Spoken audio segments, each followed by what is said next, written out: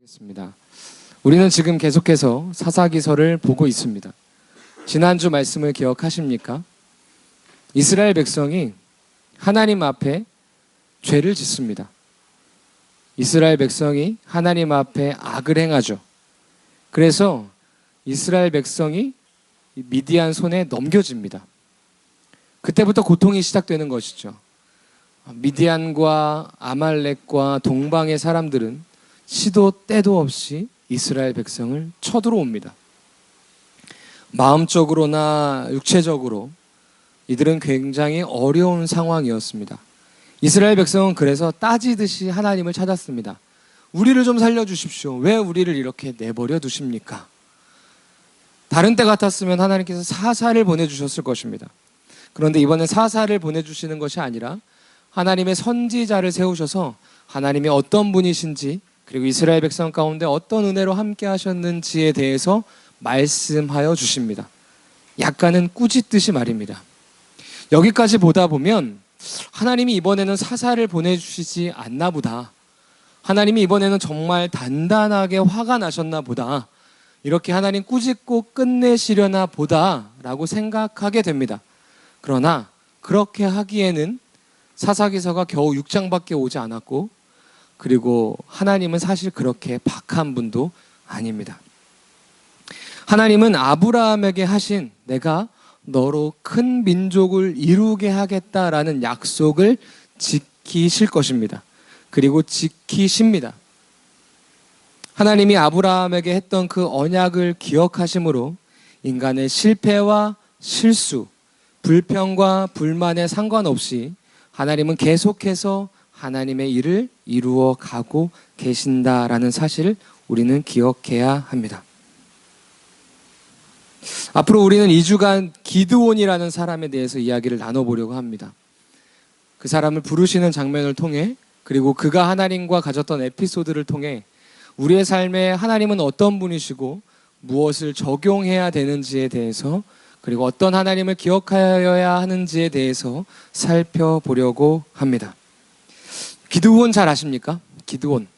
여러분들이 알고 있는 기드온은 어떤 사람입니까? 믿음의 용사 기드온. 또 어떤 기드온을 알고 계시죠? 300용사. 맞습니다. 또 혹시 기억나는 사건이 또 있으십니까? 네. 주의하라고. 모르니까 주의하라고. 좋습니다. 어떤 이들은 여러분들이 말씀하시는 대로 300용사, 그리고 믿음의 용사로 기억하고, 아마 아셨을 텐데 그 털뭉치 사건을 통해서 기드온이 또 믿음이 약한 사람이구나. 그러니까 어떤 이는 기드온을 믿음이 약한 사람으로, 어떤 이는 용맹한 사람으로 기억을 하고 있습니다. 둘 다 맞는 이야기인데 사실 그의 성격과 기질은 우리가 살펴볼 여호와의 사자가 기드온을 부르는 장면에서부터 여실히 드러나게 됩니다. 말씀을 한번 같이 읽어보겠습니다. 11절과 12절입니다. 함께 같이 읽겠습니다. 시작. 여호와의 사자가 아비에셀 사람 요아스에게 속한 오브라에 이르러 상수리 나무 아래에 앉으니라. 마침 요아스의 아들 기드온이 미디안 사람에게 알리지 아니하려 하여 밀을 포도주 틀에서 타작하더니 여호와의 사자가 기드온에게 나타나 이르되 큰 용사여 여기서 너와 함께 계시도다 하미. 자, 이스라엘 백성이 하나님을 찾았습니다. 그래서 이번에 사사를 보내시기로 결정하시고 여호와의 사자를 통하여서 사사를 부르시는데 기드온을 찾아오십니다. 그런데 이 장면부터가 참 재밌습니다. 기드온이 어디 있었다고 나오죠? 어디 안에 있었다고요? 포도주 틀 안에 있었습니다. 상수리 나무에 앉은 것은 여호와의 사자였습니다. 포도주 틀 안에 있었던 것입니다. 그리고 포도주 틀 안에서는 포도주를 짜야 맞는데 포도주를 짜기 위해서 들어간 것이 아니라 밀을 타작하기 위해서 들어가 있었다라고 이야기합니다. 그는 왜 포도주 틀 안에서 밀을 타작하고 있었던 것일까요? 그것은 우리가 지난주에 살펴본 미디안이 시도 때도 없이 이스라엘 백성을 쳐들어와서 그들의 식량을 다 빼앗아 가기 때문입니다. 당시에 포도주 틀은 우리가 생각하는 그 어떠한 나무 통 안에서 포도주를 짜는 게 아니었습니다. 땅이나 바위를 깊이 팝니다. 낮게는 사람의 허리 높이 정도, 깊게는 사람의 키 높이보다 더 깊게 땅을 팝니다. 그 구덩이를 2개 정도 파는데 하나는 크게 하나는 좀 작게 팝니다. 그리고 평상시 포도주를 만들 땐 그 안에 포도를 다 담아요. 그리고 사람이 그 위에서 포도주 즙을 짜면 조그만 그 길을 따라서 작은 구덩이에 포도주가 모입니다. 그것이 당시 포도주를 만드는 방법이었습니다. 그러니까 포도주 틀이 사람의 그 땅보다 지면보다 아래에 있기 때문에 사람의 눈을 피해서 밀을 타작하기에는 굉장히 좋은 장소였습니다. 몸을 좀 숙이고 웅크려서 소심하게 톡톡톡 하면 보면 자신의 식량을 어느 정도 모을 수 있기 때문이죠. 사실 그렇게 숨어서 밀을 타작하고 있던 기드온의 모습은 우리가 기억하는 300용사와는 조금 다른 차이가 있습니다. 대범하거나 용기가 있거나 막 파이팅이 넘치는 모습이라기보다는 지금 포도주 틀 안에서 밀을 타작하고 있는 기드온의 모습은 소심해 보이고 작아 보이고 연약해 보이고 두려움에 벌벌 떨고 있는 그런 모습이 그려지기 때문입니다. 여호와의 사자가 소심하게 포도주 틀 안에서 밀을 타작하고 있던 기드온을 이렇게 부릅니다. 뭐라고 부르죠? 큰 용사여라고 부릅니다. 여러분들은 이 호칭이 이해가 되십니까? 우리가 그렸던 그 이미지와 큰 용사라는 호칭은 뭔가 좀 맞지 않는 것 같습니다. 지금 그려지는 기드온의 모습은 큰 용사의 모습이 아니었기 때문입니다. 포도주 틀 안에서 숨어서 타작하는 모습이 큰 용사? 글쎄요. 혹은 그 기드온이 덩치가 좀 컸을까요? 우리 성대 집사님만큼, 현우 형제님만큼 커서 아, 너 큰 용사다, 보기에 큰 용사다 이렇게 했었을까요? 그런 것도 아니었습니다.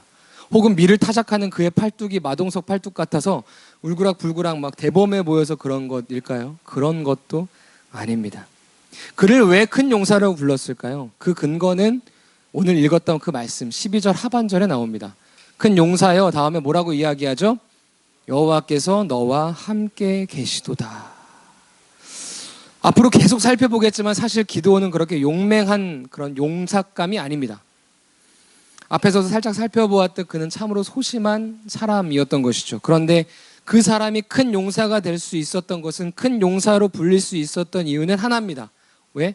하나님이 그와 함께 계셨기 때문이죠. 기드온이 소심하고 연약한데 하나님의 함께 하심으로 큰 용사로 불려지는 것, 여러분들 이해가 되십니까? 저는 이것을 보면 참 놀라운 하나님의 은혜다라는 생각을 해보게 됩니다. 작고 연약하지만 큰 용사로 불릴 수 있는 은혜, 이것이 바로 하나님을 믿는 자들, 하나님의 함께 하심을 믿는 자들이 누리는 은혜고 하나님의 역사하시는 놀라운 비밀이라는 사실을 우리는 기억해야 하는 것입니다. 믿음의 조상 아브라함도 마찬가지였습니다.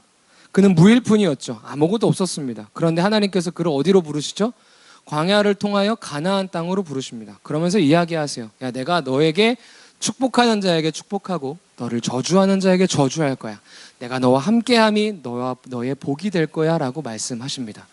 하나님의 함께하심의 복을 누린 아브라함은 광야 생활에 여러 가지 실수와 실패를 했지만 그럼에도 하나님은 결국에 그를 믿음의 조상으로 만들어 내셨다라는 사실입니다. 골리앗 앞에선 다윗은 어땠습니까? 골리앗 덩치 크죠. 사람들이 보기엔 그가 더 큰 용사일지 모르겠습니다. 그러나 하나님의 함께하심을 믿은 다윗이 여호와의 이름으로 물맷돌을 던졌더니 그 큰 용사가 쓰러져 버리는 것입니다. 하나님의 함께하심은 이렇게 놀랍고 위대한 것이죠. 다시 한번 강조합니다. 기드온이 용사라고 불릴 수 있었던 이유는 기드온이 대단해서다? 아니다. 그와 함께하시는 하나님이 대단해서입니다. 그와 함께하시는 하나님이 위대해서인 거죠. 그와 함께하시는 하나님이 역사를 주관하시고 운행하시며 세상의 어떤 것과도 비길 수 없는 능력을 가지고 계시기 때문에 소심한 기드온이 큰 용사가 될 수 있었던 것입니다. 우리는 어떨까요? 우리도 마찬가지입니다. 생각해 보세요. 여러분들이 가지고 있는 것 중에, 우리들이 손에 가지고 있는 것 중에 세상에 자랑할 만한 것들이 뭐가 있습니까? 이 세상 앞에 내세울 만한 것들이 여러분 가진 것 중에 뭐가 있습니까? 아무것도 가지지 못한 우리에게 하나님이 찾아오셔서 우리를 큰 용사로 불러주시는 것입니다. 우리는 사실 기드온과 같고 어쩌면 기드온보다도 더 찌질하고 못났을지도 모르는데 하나님은 우리를 찾아오셔서 큰 용사라고 불러주신다는 사실을 기억해 주십시오. 옆에 있는 분들에게 이야기해 주십시오. 당신은 큰 용사입니다. 이것은 마태복음 28장에 약속되었던 것입니다. 예수님께서 돌아가셨죠. 부활하셨습니다. 승천을 앞두시고 제자들을 모으십니다. 뭐라고 이야기하시죠? 하늘과 땅의 모든 권세가 내게 있는데 내가 가진 이 권세와 능력을 너에게 줄 거야. 너희는 가서 모든 족속으로 제자를 삼아 내가 너에게 가르쳐 분부한 모든 것을 지키게 해. 그 다음에 뭐라고 이야기하시죠? 볼지어다 내가 세상 끝날까지 너와 함께 있을지어다 라고 이야기하십니다. 이 말씀은 당시 예수님의 승천을 보았던 제자들에게만 유효한 것이 아니라는 사실을 기억해야 합니다. 이 시대를 살아가는 우리, 하나님의 자녀된 우리, 그의 핏값으로 구원을 얻은 우리도 우리에게도 유효한 하나님의 약속이라는 것이죠. 요한 사도 역시 이것을 말합니다. 성도들에게 편지하면서 이것을 강조하죠. 요한이서 1장 3절에 이렇게 이야기합니다. 같이 읽어볼까요? 시작. 은혜와 긍휼과 평강이 하나님 아버지와 아버지의 아들 예수 그리스도께로부터 진리와 사랑 가운데서 우리와 함께 있으리라. 빌레몬서 1장 25절에도 이러한 맥락의 이야기가 나옵니다. 같이 읽겠습니다. 시작. 우리 주 예수 그리스도의 은혜가 너희 심령과 함께 있을지어다. 하나님의 함께 하심이 우리 가운데 복이고 하나님의 함께 하심으로 말미암아 우리는 큰 용사가 되는 것입니다. 그래서 교회 설교 끝나면 축도를 할 때 뭐라고 이야기하죠? 우리 주 예수 그리스도의 은혜와 우리 하나님의 무한하신 사랑과 성령님의 교통하심이 돌봄교회 성도님들의 삶 위에 지금으로부터 영원토록 함께 있을지어다라고 이야기하고 있습니다. 하나님의 함께 하심, 그것으로 우리는 큰 용사가 되는 것입니다. 빈칸 꼭 다 안 채우셔도 괜찮습니다.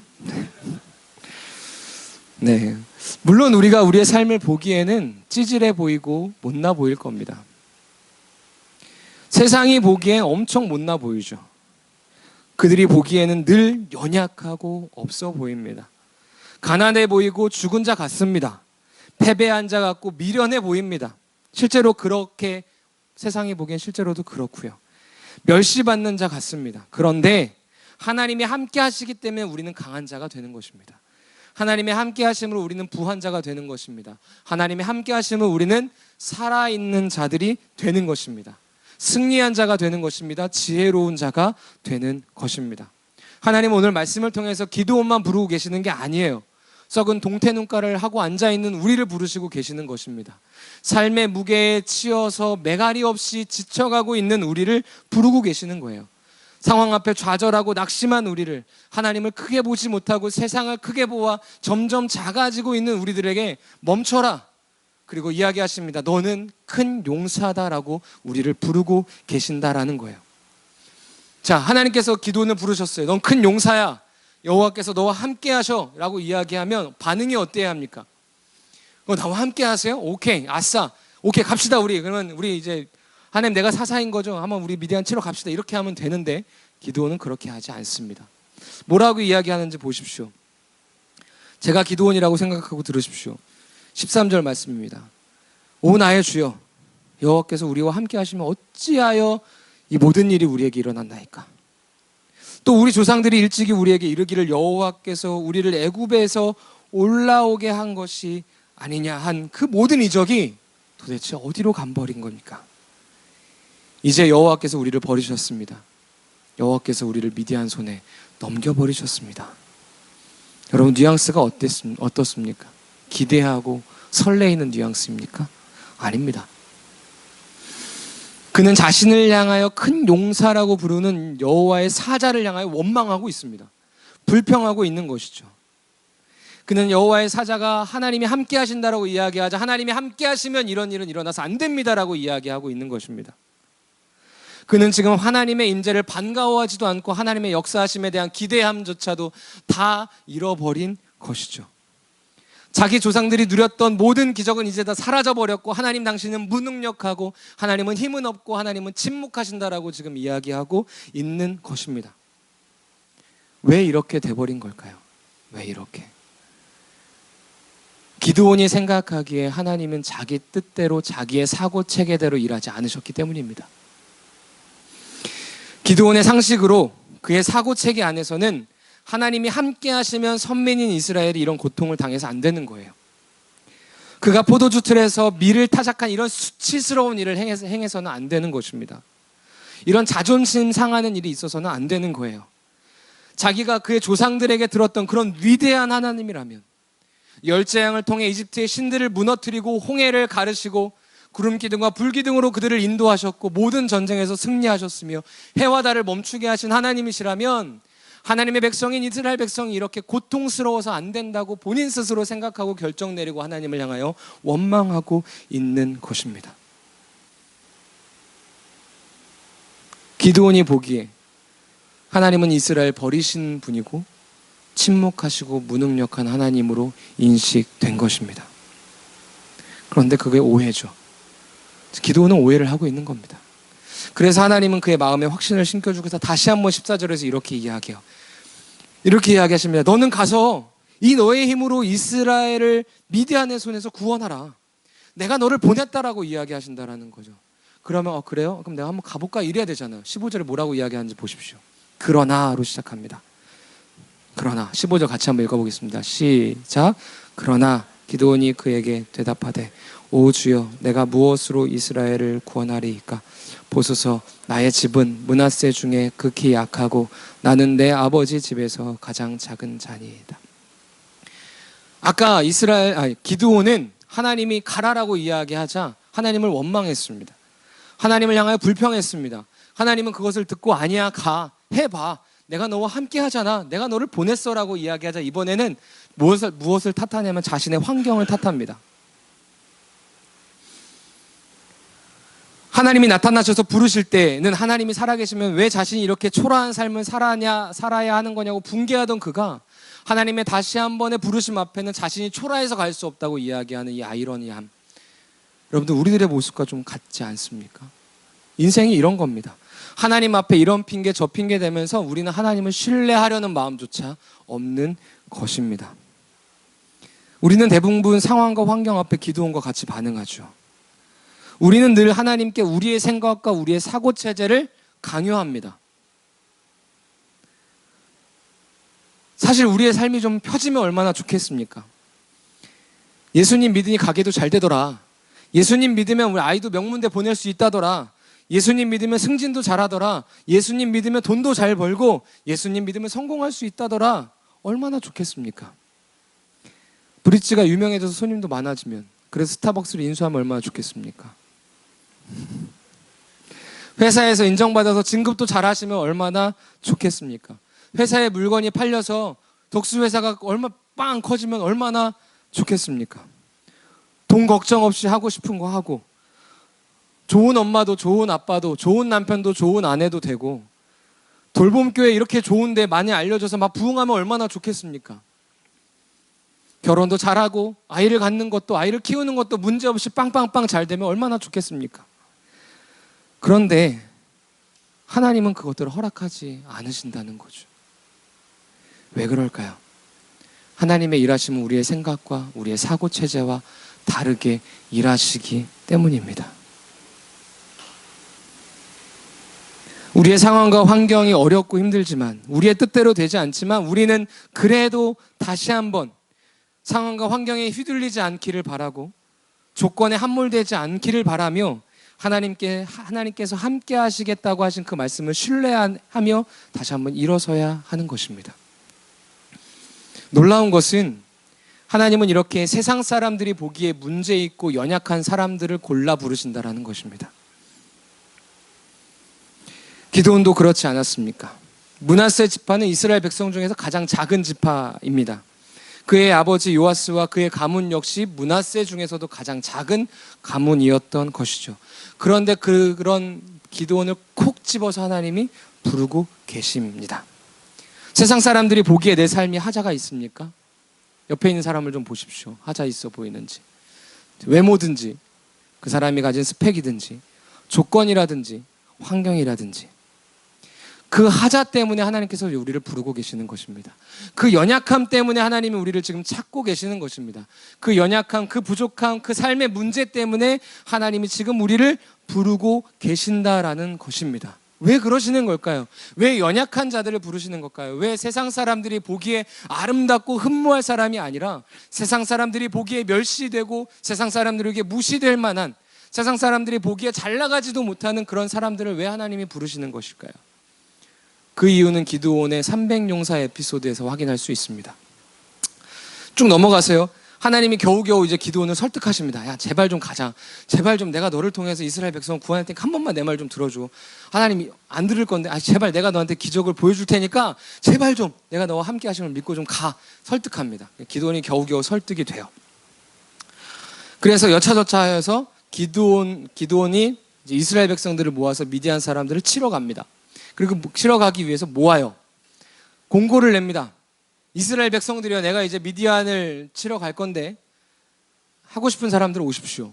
당시에 이 말을 할 기드온의 위치가 사실 좀 높아져 있었습니다. 왜냐하면 기드온이 이 미디안을 치러 올라가기 전에 그 아버지 집에 있던 바알 신상을 부셔버렸거든요. 이 사건으로 인해서 이스라엘 백성에게 기드온이 좀 유명해졌습니다. 뭔가 할 건가 보다. 하나님이 쟤를 사용하시나 보다. 귀가 솔깃했던 거죠. 그래서 기드온이 그들을 불렀을 때 나도 한번 가볼까? 라고 해서 모인 사람이 몇 명? 33,000명 정도 되는 겁니다. 어마무시한 거죠. 33,000명이 모였습니다. 근데 하나님 앞에 기드온이 이야기해요. 하나님, 이제 가면 되죠? 미디안 데려가겠습니다. 칠 수 있을 것 같은데 갑시다! 라고 이야기하자 하나님이 아니라고 이야기하십니다. 너 이렇게 출발하면 나 너한테 미디안 안 줄 건데? 라고 이야기하시죠. 좀 사람 좀 걸러내 라고 이야기하자 기드온이 왜 그러시지? 라고 하고 33,000명을 딱 모읍니다. 그리고 이야기하죠. 야, 너희들 중에 무서운 사람들 가. 분위기 타서 온 사람들 가. 이렇게 했더니 23,000명 정도가 갑니다. 집으로. 10,000명 정도 남았어요. 10,000명도 많은 숫자잖아요. 기드온이 이제 가려고 하는 거예요. 하나님, 10,000명 한번 걸렀으니까 됐죠? 가겠습니다. 출발을 하려고 하는데 하나님이 또 브레이크를 거세요. 아니야, 너 가면 안 돼 라고 이야기하십니다.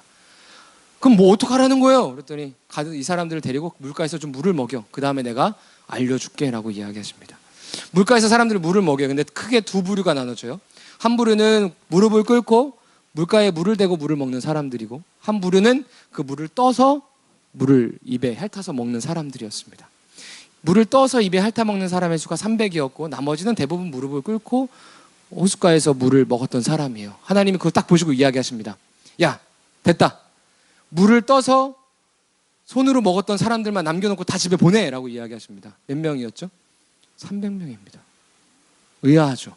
왜 300명만 남겨놓으신 것일까? 어떤 사람들은 이렇게 설교합니다. 무릎을 꿇은 사람들은 삶의 태도가 잘못됐다고요. 그렇게 모든 세상, 뭐라고 얘기하더라? 세상 앞에 무릎을 꿇을 수 있는 충분한 이유가 있는 사람들, 그렇게 연약한 사람들이라고.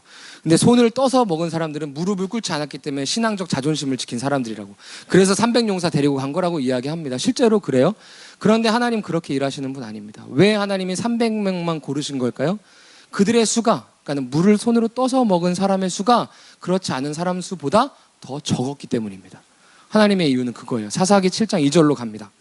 이렇게 기록하고 있습니다. 여호와께서 기드온에게 이르시되 너를 따르는 백성이 너무 많은즉 내가 그들의 손에 미디안 사람을 넘겨주지 아니하리니 이는 이스라엘이 나를 거슬려 스스로 자랑하기를 내 손이 나를 구원하였다 할까 함이라. 하나님이 연약하고 소심하고 믿음도 거의 없는 기드온을 부르신 것은, 그리고 300명만 걸러내신 것은, 그들을 통해 미디안을 물리치시겠다고 작정하신 것은, 이 모든 것이 누가 한 일임을 알게 하겠다? 하나님이 하신 일임을 알게 하겠다라는 것입니다. 이것은 이들이 미디안을 치러 가는 장면에서 드러나는데 이들은 칼을 가지고 전쟁에 가지 않습니다.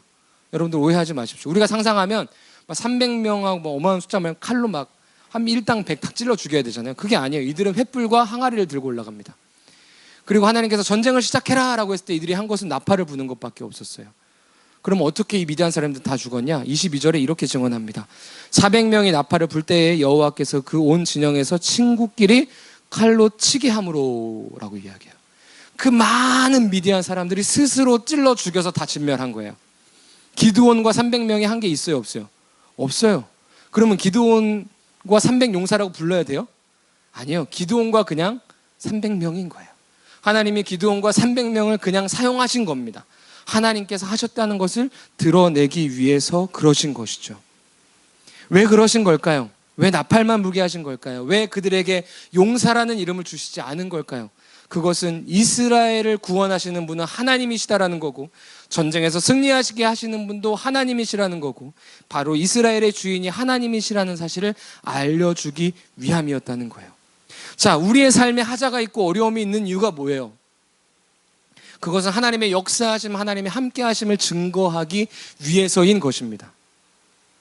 우리 삶 가운데 한두 가지 핸디캡이 있는 이유가 뭐예요? 내 삶에 어려움이 생기는 이유가 도대체 뭐냐는 거예요. 그것은 우리가 믿음으로 고백해야 됩니다. 우리의 삶의 주권이 하나님께 있다는 것이고, 그 일을 통해서 하나님 홀로 영광 받으시겠다라는 겁니다. 기드온은 하나님을 향하여 당신이 이스라엘을 버렸다고 따졌어요. 사실 근데 하나님이 이스라엘 백성을 버린 게 아니라 이스라엘 백성이 하나님을 버렸던 것이죠. 이렇게 연약하고, 이렇게 소심하고, 이렇게 불평불만이 가득한 이런 연약한 사람을 통해서 하나님은 그분의 강함을 드러내고 계시는 것입니다. 우리 삶에는 이해할 수 없는 일들이 벌어져요. 이렇게 생각해보고 저렇게 생각해서 받아들이려 해보지만 도무지 받아들일 수 없는 문제들이 있습니다. 그 답을 지금은 알 수 없죠. 왜 이런 일이 벌어지는지 우리는 다 이해할 수 없습니다. 왜 내게 아이 셋을 주시는지, 왜 내게 아이를 안 주시는지, 왜 내가 회사에서 인정을 받지 못하는지, 왜 우리 가정은 재정적으로 이렇게 팍팍한지, 왜 우리들의 삶은 이렇게 꼬여만 가는지 우리는 도무지 알 수가 없는 거예요. 그러나 하나님을 향하여 끊임없이 의심하고 신뢰하지 못하는 기드온과 이스라엘 백성에게 내가 했잖아, 내가 하고 있잖아, 내가 할 거야 라고 말씀하신 하나님은 그런 우리에게 찾아오셔서 내가 했잖아, 내가 하고 있어, 내가 할 거야 라고 말씀하고 계신다라는 사실을 잊지 마십시오. 사실 성경은 패배자들의 기록입니다. 아니, 정확하게 이야기하면 패배자들을 통해 일하시는 하나님의 기록입니다. 우리가 잘 아는 모세 어떻습니까? 그가 정말로 모든 사람들이 흠모할 리더입니까? 우리가 그렇게 모세를 쫓아 그의 리더를 본받자라고 할 만한 사람입니까? 아닙니다. 그는 말을 하지 못했던 그런 어눌한 자였습니다. 리더가 말을 못 해봐요. 사회적으로 얼마나 큰 문제가 됩니까? 그런데 그 모세를 통해서 하나님이 일을 이루신 것입니다. 다윗도 그랬죠. 그 당시에 다윗의 외모는 지금 오면은 뭐 연예인 할 만한 미소년급이지만 당시에 다윗의 외모는 왕감이 아닙니다. 미소년에 가까운 사람이었어요. 그래서 아버지 이새도 사무엘이 너의 가정에 왕이 나온다고 했을 때 다윗을 데리고 오지 않았잖아요. 얘는 누가 봐도 왕이 아닐 사람이니까. 근데 하나님이 그를 불러다 세워서 왕으로 세우시는 것입니다. 다윗 대단하다고요? 여러분들 오해하지 마십시오. 다윗 대단한 사람 아닙니다. 다윗 쫓아갈 거 아닙니다. 다윗 본받을 거 아닙니다. 다윗을 통해 일하신 하나님을 기대하십시오. 모세를 통해 일하신 하나님을 기대하십시오. 모세 쫓아가다 다윗 쫓아가다가 여러분 인생 허비하지 마십시오. 하나님을 바라보고 나아가는 것입니다. 하나님의 역사, 하나님의 일하심 안에는 스펙 그렇게 중요하지 않습니다. 외모도 그렇게 중요하지 않고 조건도 그렇게 중요하지 않습니다. 왜 그럴까요? 다시 한번 강조합니다. 하나님이 직접 하실 것이기 때문에, 하나님께서 직접 하실 것이기 때문에 그가 명문대를 나오지 않아도, 그의 배경이 화려하지 않아도, 그의 집안이 잘 나가지 않아도 되는 것입니다. 기드온은 선택받은 거죠. 우리는 그것을 은혜라고 말합니다. 은혜를 입어 하나님의 도구로 쓰임받은 것입니다. 기드온은 부족하고 연약하고 소심한 사람이에요. 그런데 그냥 하나님이 쓰신 겁니다. 예수님이 성전 입성을 앞두고 제자들에게 나귀를 가져오라고 합니다. 제자들이 물어요. 나귀를 가져오려 할 때 주인이 왜 나귀를 가져가냐고 물어보면 뭐라고 대답할까요? 뭐라고 이야기합니까? 주께서 쓰시겠다 하라. 하나님이 우리를 부르신 것에는 조건이 없습니다. 그냥 하나님이 우리를 쓰시겠다고 하는 거예요. 우리의 삶은 연약함 투성이고 부족함 투성이고 못남 투성이죠. 하나님을 신뢰하지도 않고 기대하지도 않습니다. 하나님 앞에 여러 가지 조건들만 나열하면서 불신하죠. 그런데 하나님은 우리를 불러다가 설득하시면서 내가 너를 사용할게 라고 이야기하신다라는 거죠. 오히려 성경은 스펙이 좋은 사람에 대해 부정적인 모습을 보일 때가 있습니다. 대부분 대표적인 인물이 사울이죠. 그는 누가 봐도 왕이 될 상이었습니다. 그런데 그의 끝이 어땠습니까? 성경은 표현하기를 하나님이 그를 버리셨다고 이야기합니다. 잘남, 모든 조건의 스펙, 이런 것이 오히려 하나님 앞에 겸손하지 못하게 하는 이유가 될 수 있다는 사실을 기억해야 한다는 것이죠. 옆에 있는 분에게 이야기해 주십시오. 없는 것이 은혜입니다. 가지지 못한 것이 은혜입니다. 하나님 앞에 아무것도 없는 것이 은혜입니다. 교회 안에서 무슨 대학을 나왔느니, 어떤 기업에 다니느니, 무슨 배경을 가졌느니, 어떤 지방과 결혼했느니가 중요한 게 아닙니다. 그냥 그 사람을 하나님이 구원하시겠다고 하셔서 구원하시고 부르신 것입니다. 그러니 우리는 서로를 절대 함부로 대해서는 안 되는 것이죠. 그 사람을 통해서 하나님이 어떠한 위대한 일을 이루실지 모르기 때문입니다. 그리고 아무것도 가지지 못했다고 해서 쫄 것도 없습니다.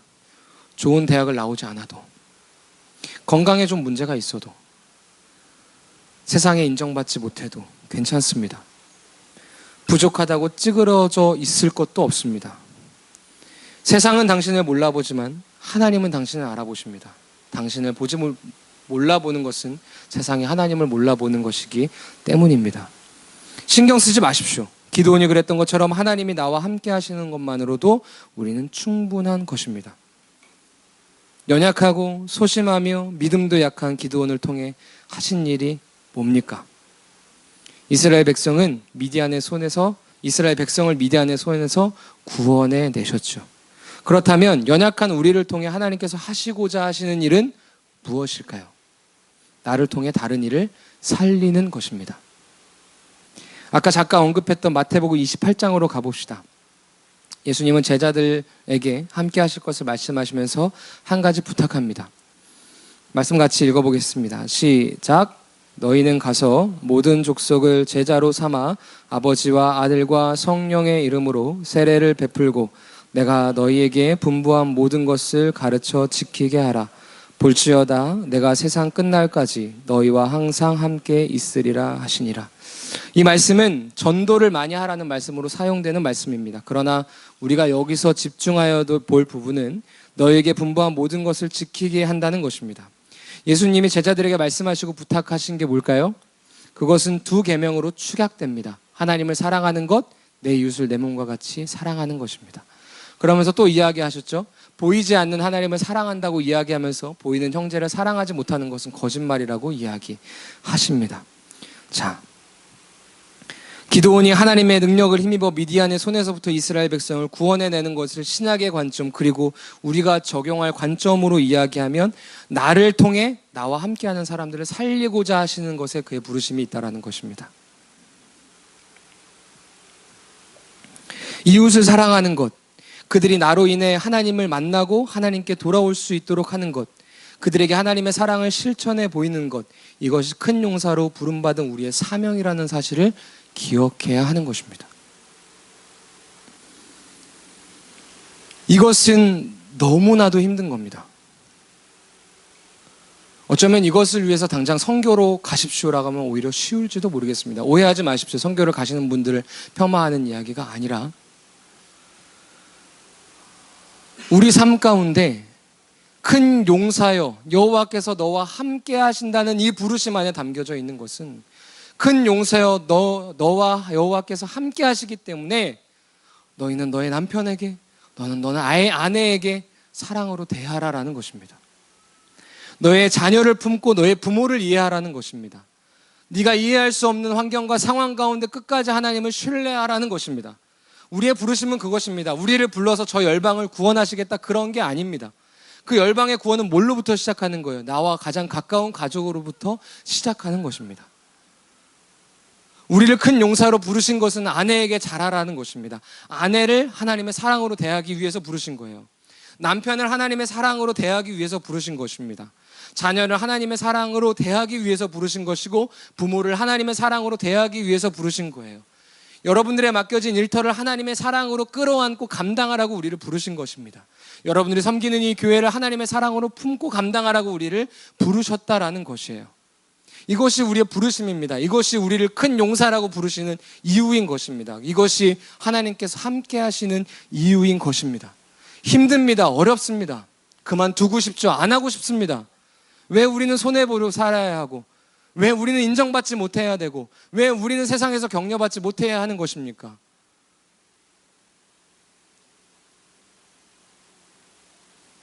그런 억울한 상황 가운데 처한 우리를 그렇게 살게끔 하기 위해 하나님께서 부르셨다는 사실을 우리는 기억해야 하는 것입니다.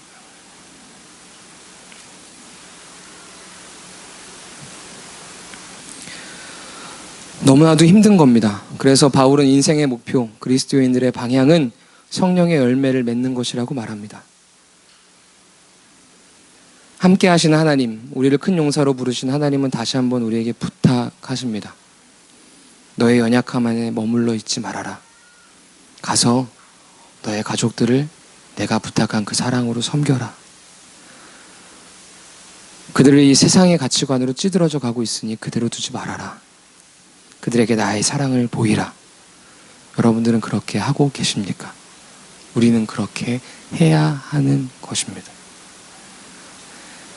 큰 용사의 부르심은 힘을 내서 나 자신을 위해 살아라 이런 게 아닙니다. 큰 용사의 부르심은 자신의 몸이 부서지더라도 나와 함께한 사람들을 살려내는 것입니다. 세상이 나를 짓밟고 올라가겠다라고 이야기하면 나를 내주는 것입니다. 세상이 나를 인정해주지 않고 무시하면 무시당하는 것입니다. 우리가 부족해서가 아닙니다. 우리가 연약해서가 아닙니다. 우리는 하나님의 함께하심이라는 그 프라이드가 있기 때문에, 그것이 세상의 그 어떤 것보다도 가장 소중하기 때문에 우리는 그렇게 살아가는 것입니다. 아내에게 져주는 이유는, 남편을 존중해주는 이유는, 아이를 품고 아이를 사랑하는 이유는, 부모를 이해하는 이유는, 회사 직장의 동료를 그래도 동료에게 양보해주는 이유는 우리가 못나서가 아닙니다. 우리가 그 부르심의 부름을 받았기 때문입니다. 그것이 우리가 감당해야 될 일이라는 사실을 절대로 잊지 마십시오. 하나님께서 하실 것입니다. 그러니 우리에게 필요한 것은 하겠습니다. 나를 사용하여 주십시오라는 순종이라는 사실을 기억해 주시기를 부탁드립니다. 한 주 하나님의 큰 용사의 부르심에 나를 사용하여 주십시오라고 이야기하는 우리가 됐으면 좋겠습니다. 다시 한번 힘내서, 다시 한번 용기를 내서 하나님의 사랑과 하나님의 그 사랑의 실천을 감당하기를 바라겠습니다. 파이팅!